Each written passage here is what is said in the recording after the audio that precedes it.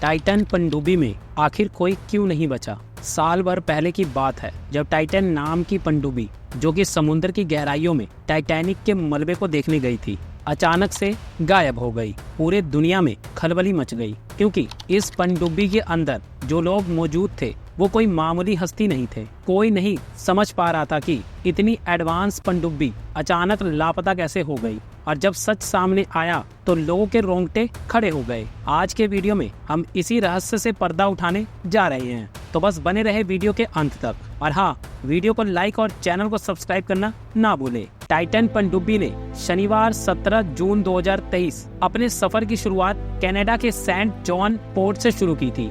ये पनडुब्बी उत्तरी अटलांटिक महासागर में सेंट जॉन से 700 किलोमीटर दूर जाकर पानी के अंदर जाने वाली थी, क्योंकि ये वही जगह है जहाँ टाइटैनिक जहाज का मलबा डूबा हुआ है।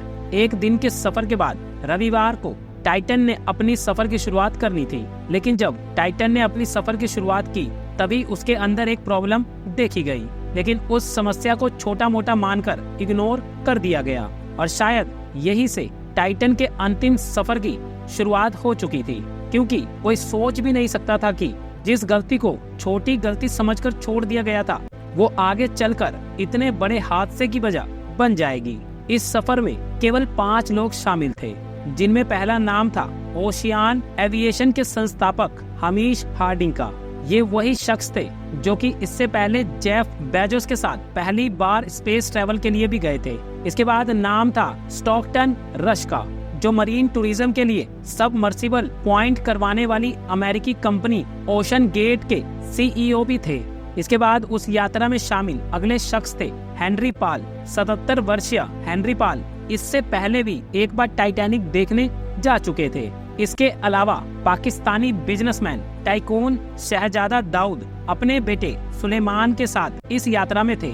टाइटन से आखिरी बार जो जानकारी सामने आई थी वो हमीश हार्डिंग की एक पोस्ट थी, जिसमें उन्होंने लिखा था, यहाँ कड़कड़ाती ठंड की वजह से पनडुब्बी को डाइव करने में प्रॉब्लम आ रही है, इसलिए कल सुबह जब मौसम ठीक होगा तब सबमरीन ड्राइव करेगी। अब इस हादसे के बारे में और ज्यादा डिटेल में जानने से पहले ये भी जान लीजिए कि आखिर ये लोग टाइटन से किस सफर पर गए थे। तो इस कहानी की शुरुआत 1912 में ही हो चुकी थी। टाइटैनिक सबसे बड़ा यात्री जहाज था। 10 अप्रैल 1912 को साउथहैम्पटन से न्यूयॉर्क के लिए अपनी पहली यात्रा के लिए रवाना हुआ था। 4 दिन की यात्रा के बाद 14 अप्रैल 1912 को वो एक आइसबर्ग से टकराकर डूब गया। 1517 लोगों की मौत हो गई और टाइटैनिक का पहला सफर ही उसका आखिरी सफर बन गया था। इसके बाद कई सालों तक उसके मलबे को खोजने की कोशिश की जाती रही, लेकिन कभी भी इसके बारे में सही जानकारी नहीं मिल पाई। इसके बाद काफी कोशिशों के बाद आखिरकार टाइटैनिक का मलबा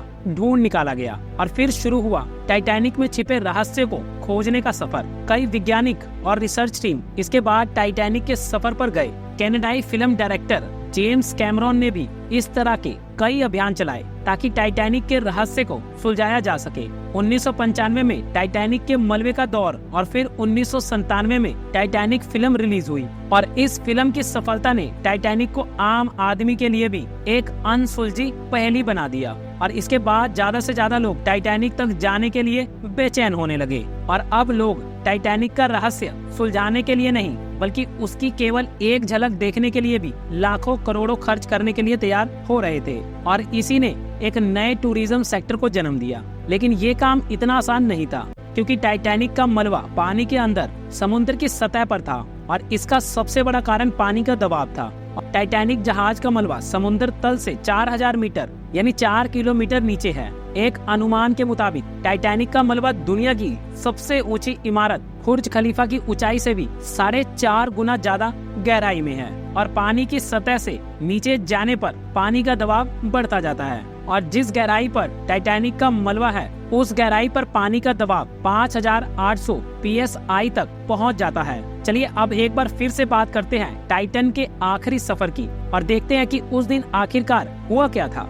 तो 8 जून 2023 को दोपहर 12 बजे पनडुब्बी ने अपने सफर की शुरुआत की। आमतौर पर इस सफर में 2 घंटे लगते थे, यानी कि टाइटन अगले 2 घंटे में टाइटैनिक के मलबे के पास पहुंचने वाला था। लेकिन 1 घंटे 45 मिनट के बाद टाइटन का उसकी मदरशिप पोलर प्रिंस से संपर्क टूट गया। टाइटैनिक तक पहुंचने से 15 मिनट पहले ही संपर्क टूट जाने का मतलब था कि शायद टाइटन टाइटैनिक के पास समय से पहले पहुंच गया है। इस समय टाइटन समुद्र की जिस गहराई में मौजूद था उस जगह तक सूरज की रोशनी नहीं पहुंच पाती। ऐसे में किसी पनडुब्बी से संपर्क टूटना आम बात थी, इसलिए कुछ समय तक तो किसी ने इस बात पर ध्यान नहीं दिया और संपर्क फिर से होने का इंतजार करने लगे। टाइटन को 7 बजे तक टाइटैनिक से वापस लौटना था, लेकिन जब शाम को 7 बजे तक ना ही टाइटन से कोई संपर्क हुआ और ना ही टाइटन पनडुब्बी वापस लौटी तो सभी के माथे पर चिंता की लकीर खिंच गई और इसके बाद उससे संपर्क की कोशिश की जाने लगी। इसके बाद कनाडाई मदरशिप पोलर प्रिंस ने इसकी खोज शुरू कर दी।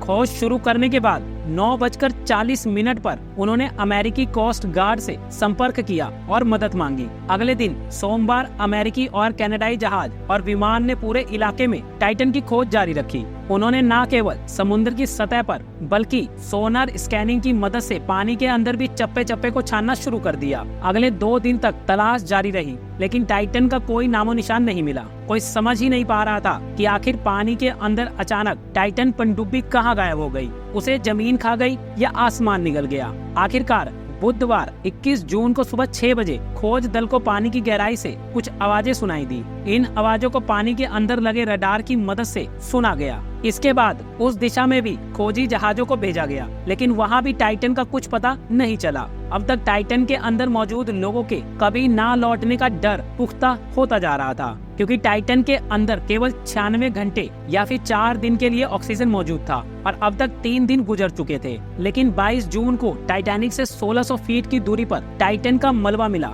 और उसके साथ ही टाइटन के साथ क्या हुआ होगा इसे लेकर खोजबीन शुरू हो गई। समुद्र की गहराई में पानी का किसी भी चीज पर दबाव बहुत ज्यादा होता है। ये 4-5 हजार पाउंड प्रति वर्ग इंच तक हो सकता है, जो धरती के मुकाबले 350 गुना ज्यादा होता है। ऐसे में पनडुब्बी में कोई छोटी सी भी खामी भारी पड़ सकती है। पनडुब्बी में छोटा सा लीक भी इम्प्लोजन का कारण बन सकता है। ये विस्फोट मिली सेकेंड के भी 1 अंश में होता है, यानी कि पलक झपकने से भी कम समय में पनडुब्बी में जबरदस्त विस्फोट हो गया होगा और यात्रियों को सोचने समझने का भी समय नहीं मिला होगा। बाद में सामने आया कि टाइटन बनाते समय उन्होंने कुछ नियम तोड़े थे। असल में टाइटन को स्टील से नहीं बल्कि एविएशन गार्ड कार्बन फाइबर से बनाया गया था। टाइटन ने जब चलना शुरू किया तभी उसमें कुछ अजीब आवाज सुनाई दी गई, लेकिन उसे इग्नोर कर दिया गया, जिस वजह से आगे चलकर इतना बड़ा हादसा पेश आया और 5 लोगों की जान चली गई। दोस्तों, आपको क्या लगता है कि क्या ये केवल एक हादसा था या फिर इंसानी गलती का परिणाम? अपने विचार हमें कमेंट में जरूर लिखें। वीडियो को लाइक, शेयर और सब्सक्राइब करना ना भूलें। मिलते हैं नेक्स्ट वीडियो में, तब तक के लिए धन्यवाद।